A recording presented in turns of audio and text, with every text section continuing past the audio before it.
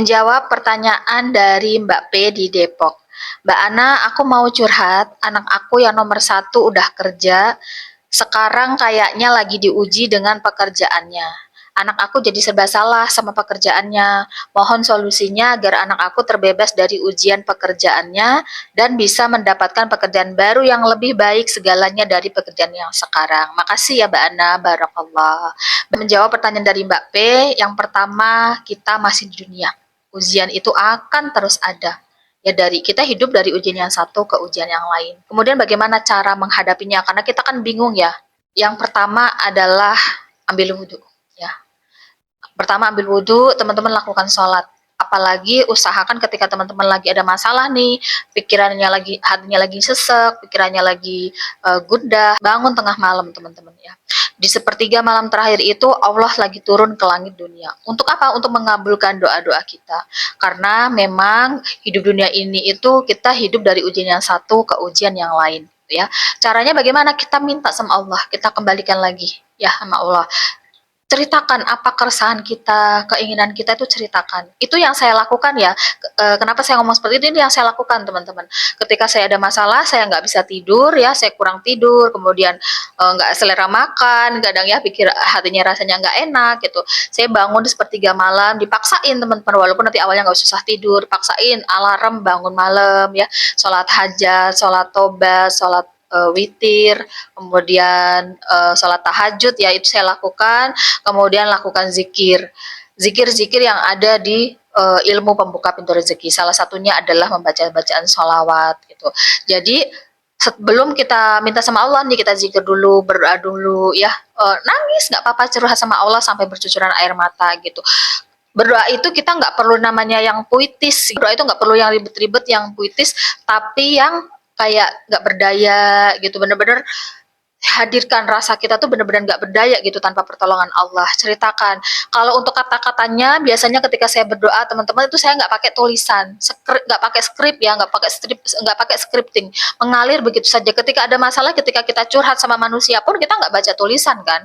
Nah ini kita lagi curhat sama Allah ya, benar-benar yang bisa, yang bagi kita mustahil itu Allah bisa. Ada yang mustahil bagi Allah teman-teman, yang bagi kita itu seolah-olah sulit itu bagi Allah mudah kok. Jadi kita tinggal bercerita ya, mengadu sama Allah, benar-benar minta tolong sama Allah, nangis sampai bercucuran air mata, tunjukkan bahwa kita ini hamba yang lemah gitu, hamba yang nggak bisa gitu tanpa Allah. Jadi katakan apa keinginan kita, katakan apa yang bikin kita sakit, apa yang bikin kita sedih, kemudian katakan apa yang teman-teman inginkan gitu. Jadi itu yang saya rasakan, itu yang saya lakukan ketika saya lagi dalam keadaan sedih, ketika saya lagi dalam keadaan terpuruk, dan masya Allah pertolongan Allah itu datang teman-teman.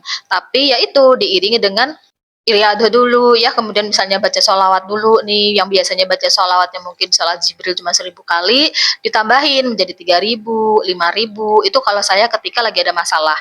Gambarnya itu sama seperti kita lagi sakit nih, kalau biasanya kita lagi sehat cukup makan 3 kali sehari ya, ngemil gitu, jajan. Tapi kalau ketika lagi sakit kan kita butuh minum obat ya, butuh vitamin, butuh istirahat yang cukup. Nah begitu juga ketika kita lagi ada masalah nih, sholat, kalau sholat wajib semua orang melakukan teman-teman, semua orang melakukan, tapi ketika kita ada masalah ditambahin, perbanyak sunnah ya, kemudian lakukan amalan-amalan yang ada di ilmu pembuka pintu rezeki, itu adalah sunnah-sunnahnya, ada terapi wadah rezeki, ada terapi hati dan pikiran, tambah ya, ditambah perbanyak sunnahnya, itu adalah saran dari saya. Jadi kembalikan lagi sama Allah, intinya begini teman-teman, kalau teman-teman punya hajat, punya keinginan ya, kita menggapai hajat dengan takwa. Teman-teman mau menggapai hajat dengan takwa yang mana nih? Mau jadi ahli sholawat kah ya, kemudian atau jadi ahli Quran ya, yang misalnya baca Quran mungkin 12 juz dalam sehari atau sekali duduk, atau menjadi ahli sedekah yang sedekahnya ugal-ugalan. Jadi teman-teman silahkan diukur kemampuan dirinya yang mana ya, menggapai hajat dengan takwa. Apapun itu hajatnya, apapun itu masalahnya, insya Allah selesai kok.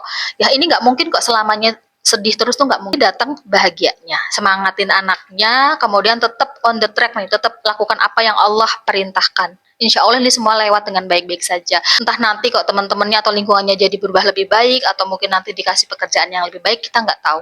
Ya, ini pernah terjadi di bukan masalah pekerjaan sih, tapi ada orang yang kebingungan juga, butuh modal, apakah harus jual emas mbak gitu. Tapi kata saya, bangun mbak salat tahajud, amalan-amalan yang ada di ilmu PPR itu dilakukan, kemudian apa yang terjadi ternyata nggak sampai jual emas teman-teman, datang pertolongan Allah.